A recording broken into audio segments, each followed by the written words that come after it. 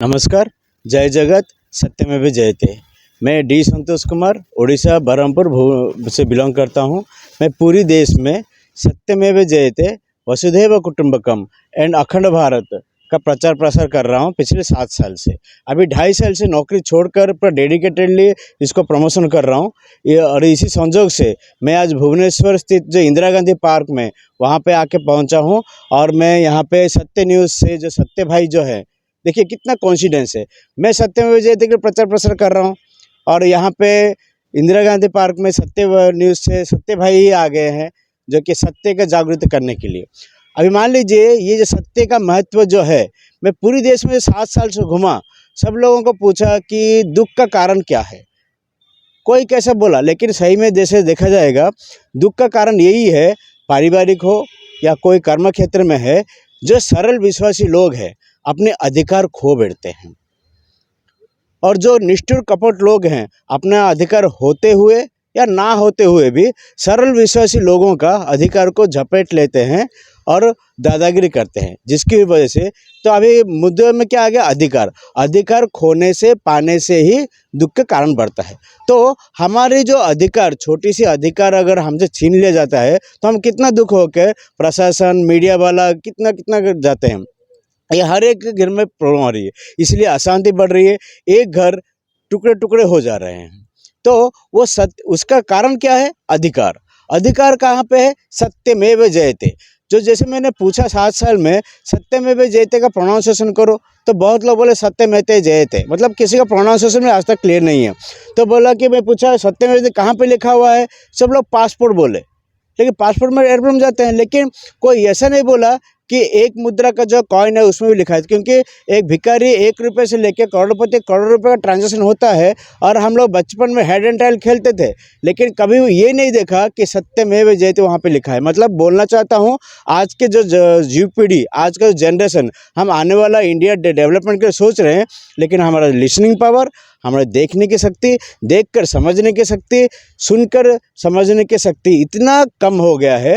ये सारे को लेकर अशांति को शांति में लेके आने के, आध्यात्मिक लेके जाने के लिए एक ही तत्व है, जो कि नेशनल एम्बलम, जो जातीय प्रतीक है, उसके नीचे में जो सत्यमेव जयते लिखा हुआ है, जो कि लिखना उसकी अधिकार है, जो कि बहुत जगह लिखा नहीं था। तो मैंने 7 साल जैसे घूमा, अभी 2.5 साल नौकरी छोड़ कर घुमा, तो यहाँ पे पहली बार इंदिरा गांधी को सब पहचानते हैं। और उनका जो लास्ट बाइट हुआ था यहीं पे भुवनेश्वर में हुआ था, 30 अक्टूबर, नेक्स्ट डे में उनका मर्डर हो गया था। तो यहाँ पे मुझे सत्यमेव जयते नहीं लिखा मिला था, तो मैंने सीएम में ग्रीवेंस दिया और गणेश लाल सर जो गवर्नर थे वहाँ पे भी एप्लीकेशन देकर मैंने परमिशन लेकर यहाँ पे सत्यमेव जयते लिखा, नीचे अपना नाम, ट्रस्ट और मोबाइल नंबर भी लिखा है, ताकि किसी को भी कुछ आइडिया आएगा तो गलत आएगा तो मेरे से बात कर सकता है। अभी ये दौरान में हमारा अगर छोटा सा अधिकार हम जो छीन लेते हैं तो कितना दर्द होता है। आज देखिए ये जो नेशनल जो है, इससे हमने कितना अधिकार छीन लिया है, छीन कर हमने इस अपंग बना दिया है। अगर अभी नवंबर 14 को अगर अपंग दिवस पालना करते हैं, एक दिन था अपंग भी बोल नहीं देते हैं, भिन्नक्षम बोलते हैं, क्योंकि पहले लूला लंगड़ा बोलते थे तो उनको भी बुरा लगता है बोल के पार्लियामेंट में भी आईन प्रणयन हुआ है। हम लोग समझ रहे हैं कि उनको भिन्नक्षम बोलने से उनका हृदय में आघात ना हो। अगर एक को भिन्नक्षम बोलने से आघात नहीं होने से ये क्या है, इमोशनल फीलिंग। तो आजकल के ज़माने में इमोशनल फीलिंग खत्म हो जाता है, तो इसलिए हम एक दूसरे का अधिकार छीनते हैं। तो आइए देखते हैं ये जो नेशनल एम्बलम यहाँ पूरा है, यहाँ पे मेरे हाथ में जो फोटो फ्रेम है कुछ दिखता नहीं, क्यों, सत्यमेव जयते जो कि बहुत जगह लिखना चाहिए, नहीं लिखा है।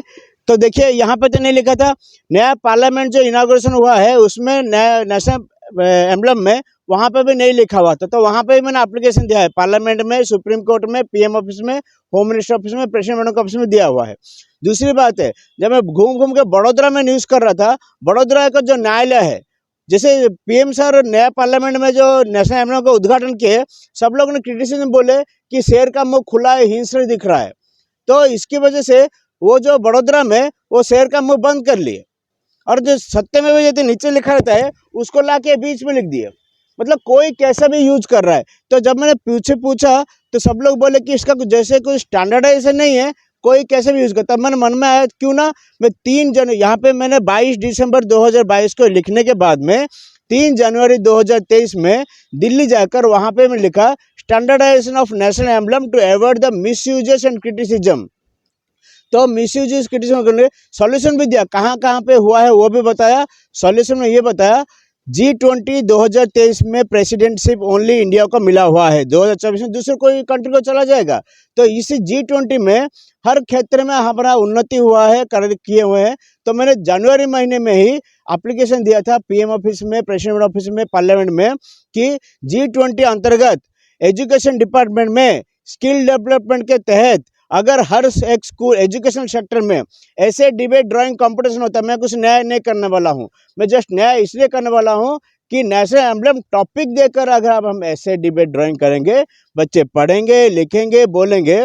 तो आज तक जो 90% लोग बोले कि नेशनल एम्बलम में 3 लाइन है, क्योंकि 3 दिखता है, एक पीछे वो दिखता नहीं है। तो 9.9% बोले 4 है, लेकिन अभी जो 99.9% लोग 3 और 4 जो भी बोले हैं वो भी गलत है। और ये तब मुझे पता चला कि जैसे कि ये यूपीएससी का जो क्वेश्चन है उसमें भी रॉन्ग है। जो मैंने कॉर्नर प्लेस दिल्ली में प्रोग्राम करा था, तो मैंने जब पूछा तो वो लोग गाली करने लगे, सर 3 और 4 तो है, आप क्यों मना कर रहे हैं। मैं सही आंसर क्यों बोला, यूपीएससी का क्वेश्चन भी आया हुआ है वहाँ से। तो मैंने यूपीएससी को भी एप्लीकेशन दिया है, प्लीज़ करेक्ट योर क्वेश्चन बोल के। तो अभी देखिए कितना अधिकार लुटा हुआ है। अगर मैं बच्चों को पूछता हूँ नेशनल सिंबल सिखाते हैं LKG UKG में, नेशनल सिंबल अगर मैं नेशनल फ्लावर क्या है, लोटस, तो मेरा क्वेश्चन रहता है लोटस जो है अपना नेशनल एम्बलम में है क्या। सभी लोग बोले कि नहीं है, क्योंकि कोई देखा नहीं, क्योंकि आज तक नेशनल एम्बलम गूगल में सर्च करेंगे तो यहाँ से इतना तक ही दिखाई देता है, नीचे का काट दिया है तो दिखाई नहीं देगा, तो क्या पता चलेगा। दूसरी बात है, तो अभी हमारे पास जो अधिकार नहीं है तो छीनने से दुख होता है। दूसरा जो है, हर एक आदमी का मन का दुख है कि अपना मन की बात किससे वो शेयर कर सकता है। तो इसीलिए जैसे कि हम अपना सत्य मतलब क्या है, अगर मैं पैदा हुआ हूँ, मेरा माँ बाप है, अगर मैं माँ बाप को भूलकर मेरा नौकरी होने के बाद में, अगर मैं अपने पैर में खड़ा होने के बाद अगर माँ बाप को वृद्धाश्रम भेज देता हूँ, या फिर माँ बाप भी बच्चों को देखभाल नहीं कर पाते हुए हैं, तो वो भी अगर अनाथ आश्रम में कोई बोर्डिंग में भेजकर अपने से दूर कर लेते हैं, तो सत्य को हम दूर कर रहे हैं। तो यही सत्य है, यही सत्य को हराने से एक घर जो 4 घर में बढ़ जाता है। अगर वही क्यों दिन ब दिन इमोशनल फीलिंग खत्म हो जाता है बोल के आज वृद्धाश्रम और अनाथ आश्रम में लोगों को भेज रहे हैं, जो कि असामाजिकता और विशृंखला सृष्टि हो रही है। क्यों, इसका कारण क्या है, इमोशनल फीलिंग कम हो जा रहा है। अगर मैं वही इमोशनल फीलिंग को डेवलप करते हुए 4 बटा हुआ घर को अगर एक घर बना देता हूँ, तो 4 बटा हुआ घर एक घर बन जाएगा, तो वही तो कुटुंबकम हो गया ना। तो एक स्ट्रीट में अगर 10 घर है तो वो भी एक घर जैसा भावना बन जाएगा, एक गांव घर बनेगा, एक शहर बनेगा, एक राष्ट्र बनेगा। तभी जाकर ये जो वसुधैव कुटुंबकम का जो कॉन्सेप्ट है, ये जैसे इमोशनल फीलिंग है वो भी हो जाएगा। अगर वसुधैव कुटुंबकम हो गया तो अपने आप अखंड भारत भी हो जाएगा। तो इसीलिए सत्यमेव जयते का कितना महत्व हम समझे, और इसको लेकर वसुधैव कुटुंबकम अखंड भारत ये भी है। दूसरी बात है, अगर 2022 में हम लोग AI सुने, 2023 में उसका फुल फॉर्म आर्टिफिशियल इंटेलिजेंस सुने, लेकिन अभी देखिए ये जो नेशनल एम्बलम 1950 जनवरी 26 में बना हुआ था, इसमें भी आर्टिफिशियल इंटेलिजेंस टेक्नोलॉजी है। ऐसा नहीं 1950 में है, जब अशोक जी अपने समय में नेशनल एम्बलम अशोक स्तंभ को बनाए थे, उसमें भी आर्टिफिशियल इंटेलिजेंस टेक्नोलॉजी है। कहने का मतलब है कि आज तक जो पूरी विश्व में भारत धर्म गुरु शिक्षा गुरु का जो नाम प्राप्त हुआ है, यही नेशनल एम्बलम ऐसा ही चीज़ है जो कि फिर से याद दिलाया जाएगा कि सही में भारतवर्ष पूरा विश्व में धर्म गुरु शिक्षा गुरु है। इसीलिए नेशनल एम्बलम का जागृत करना बहुत अनिवार्य है। दूसरी बात है, हमारा सब कुछ आधे आधे में रहकर हम आज प्रथमरंत हो रहे हैं। जैसे कि जनवरी 26 अगस्त 15 में हम लोग फ्लैग होस्टिंग करते हुए जो स्लोगन गाते हैं वो भी आधा आधा गाते हैं। बंदे एक बोलेगा, बाकी सब माताराम बोलेंगे, भारत माता की लीडर बोलेंगे, फॉलोअर्स सब जय बोलेंगे। मतलब क्या होता है, भारत माता की बोलने वालों को जय का महसूस नहीं होता है, जय बोलने वालों को भारत माता की महसूस नहीं होता है।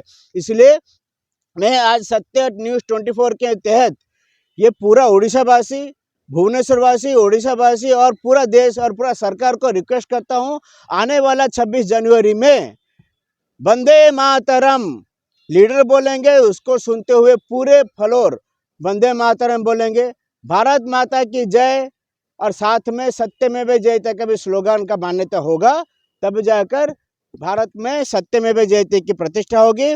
और मैंने 2019 में जो पीएम सर को एप्लीकेशन दे के रखा हुआ था कि नया पार्लियामेंट में इंडिया गेट में अमर जवान का अमर ज्योत जैसे लगा हुआ है, वहाँ पे अगर अशोक स्तंभ लगाकर शांति का और ज्ञान का अगर अखंड ज्योति लगाया जाएगा तो पूरा देश में सत्यमेव जयते और अशोक स्तंभ का मान्यता होगा। इसलिए मैंने अप्रैल 2022 में भुवनेश्वर स्थित सत्यनगर श्मशान में, शमशान घाट में भी अशोक स्तंभ स्थापना करके वहाँ पे भी सत्य का प्रचार किया, क्योंकि आदमी मरने के बाद में राम नाम सत्य हरि नाम बोलते हैं, लेकिन पहले एक दिन था राम नाम सत्य हरि नाम सत्य, सत्य सत्य सत्यमेव जयते बोला जाता था।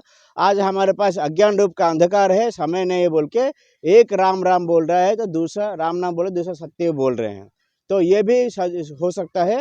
इसलिए मैं ये जो 26 जनवरी में नया साल में पूरी देश को नया साल के तहत में वसुधैव कुटुंबकम अखंड भारत को करने के लिए यही G20 के अभियान के तहत भारत सरकार को भी रिक्वेस्ट कर रहा हूँ कि वंदे मातरम भारत माता की जय जैसे सत्यमेव जयते के नेशनल स्लोगन का मान्यता है कि पूरा स्लोगन पाठ किया जाए और नेशनल एम्बलम का जागृत करने के लिए हर एक स्कूल कॉलेज में ऐसे डिबेट ड्राइंग के साथ में कॉरपोरेट सेक्टर और सेमिनार में वर्कशॉप सेमिनार करके जागृतकरण किया जाएगा तो बहुत ही अच्छा होगा। धन्यवाद। जय जगत सत्यमेव जयते।